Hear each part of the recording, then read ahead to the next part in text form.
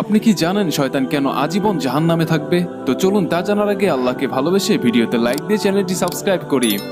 তো যখন কিয়ামতের পর আল্লাহ সুবহানাহু ওয়া তাআলা নেক ব্যক্তিদের জান্নাত এবং গুনাহগারদেরকে জাহান্নামে পাঠিয়ে দিবেন, তখন শয়তানকেও জাহান্নামে পাঠিয়ে দেওয়া হবে।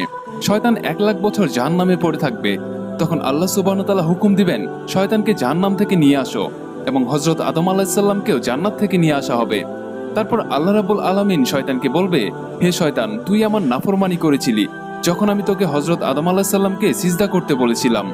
আজ হযরত আদম আলাইহিস সালাম তোর সামনে দাঁড়ানো, আজ যদি তুই তাকে সিজদা করিস তাহলে আমি তোকে ক্ষমা করে দিব। তখন শয়তান বলবে, হে আল্লাহ, যখন আপনি আদম আলাইহিস সালামকে সৃষ্টি করেছিলেন তখন আমি তাকে সিজদা করতে অস্বীকার করেছিলাম, আর যখন সে কবরে ছিল তখনও আমি সিজদা করতে অস্বীকার করেছিলাম, আর আজও আমি তাকে সিজদা করব না। এরপর আল্লাহ সুবহানাহু ওয়া তাআলা দ্বিতীয়বারের মতো শয়তানকে জাহান্নামে নিক্ষেপ করবেন, এবং শয়তান সব সময়ের জন্য জাহান্নামী হয়ে থাকবে।